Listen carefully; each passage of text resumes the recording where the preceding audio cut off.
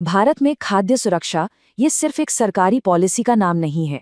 ये एक कहानी है, एक बहुत बड़ी कहानी, चुनौतियों की, बड़े बड़े समाधानों की। ये एक ऐसे देश का सफर है जो अकाल की भयानक परछाई से निकलकर दुनिया के सबसे बड़े फूड सिक्योरिटी प्रोग्राम्स में से एक बना। चलिए इस कहानी की शुरुआत करते हैं साल 1943 से। बंगाल का अकाल ये सिर्फ इतिहास की एक घटना नहीं थी, बल्कि वो भयानक त्रासदी थी जिसने भूख को लेकर भारत की सोच को, उसकी नीतियों को हमेशा के लिए बदल कर रख दिया। 30 लाख, सोचिए, ये सिर्फ एक नंबर नहीं है, ये वो भारी मानवीय कीमत थी जिसने देश के जहन में एक बात पक्की कर दी: ऐसी तबाही दोबारा कभी नहीं होनी चाहिए, कभी नहीं।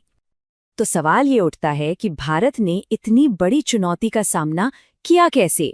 लेकिन इसका जवाब जानने से पहले हमें ये समझना होगा कि जब हम कहते हैं खाद्य सुरक्षा या फूड सिक्योरिटी, तो इसका असल में मतलब क्या होता है। ये थोड़ी किताबी परिभाषा है ना? चलिए इसे आसान बनाते हैं। देखिए, फूड सिक्योरिटी का मतलब सिर्फ ये नहीं है कि पेट भरने के लिए खाना मिल जाए। इसका मतलब कहीं ज्यादा गहरा है। इसका मतलब है कि हर इंसान को हर समय इतना खाना मिले जो पर्याप्त हो, सुरक्षित हो और पौष्टिक भी हो। अब देखिए, ये पूरा कॉन्सेप्ट 3 बहुत ही सिंपल आइडियाज पर टिका है। पहला, उपलब्धता, यानी क्या देश में सबके लिए भरपूर खाना है भी या नहीं। दूसरा, पहुंच, चलो खाना तो है, पर क्या वो हर किसी तक पहुंच पा रहा है। और तीसरा, सामर्थ्य, जो शायद सबसे जरूरी है, क्या लोगों के पास उसे खरीदने की ताकत है। सिद्धांत तो ठीक है, पर जब हम खाद्य असुरक्षा की बात करते हैं तो हम असल में किन लोगों की बात कर रहे हैं। इसका एक मानवीय चेहरा है। तो सवाल ये है कि सबसे ज्यादा जोखिम में कौन है। आइए 2 कहानियों से इसे समझते हैं। एक तरफ है गांव में रहने वाले रामू, जो खेतीहर मजदूर हैं। जब फसल का मौसम होता है तब तो काम है, पर साल के 4 महीने वो बेरोजगार रहते हैं। इसे कहते हैं मौसमी भुखमरी। और दूसरी तरफ है शहर में रहने वाले अहमद, एक रिक्शा चालक। उनकी कमाई का कोई भरोसा नहीं, किसी दिन ज्यादा, किसी दिन कुछ भी नहीं। वो एक तरह की दायमी भुखमरी का सामना करते हैं। और देखिए, ये कहानी सिर्फ रामू और अहमद की नहीं है।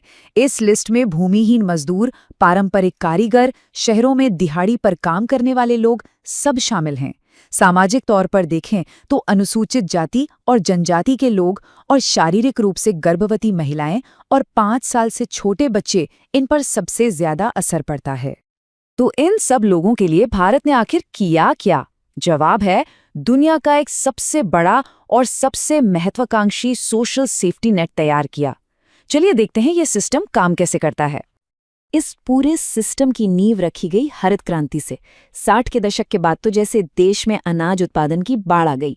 अब खुद देखिए, 1960-61 में जहां हम 8.2 करोड़ टन पर थे, 2021-22 तक ये आंकड़ा 31.5 करोड़ टन के पार चला गया। मतलब कमाल का उछाल था ये। इसी ने भारत को खाने के मामले में आत्मनिर्भर बनाया। तो इस आत्मनिर्भरता के दम पर भारत ने एक सीधा साधा पर बहुत ही पावरफुल सिस्टम बनाया। इसके 2 हिस्से हैं। पहला, बफर स्टॉक, यानी अनाज का एक नेशनल रिजर्व बनाना। और दूसरा, सार्वजनिक वितरण प्रणाली, जिसे हम पीडीएस भी कहते हैं। मतलब उस जमा किए हुए अनाज को जरूरतमंदों तक पहुंचाना। सीधा सा फंडा है, अनाज खरीदो और उसे बांटो। अब ये बफर स्टॉक क्या है? आसान भाषा में ये सरकार का अनाज का गोदाम है, जिसे भारतीय खाद्य निगम यानी एफसीआई मेंटेन करती है। और ये भरता कैसे है? सरकार किसानों से एक तय दाम पर, जिसे न्यूनतम समर्थन मूल्य या एमएसपी कहते हैं, उस पर गेहूं और चावल खरीदती है।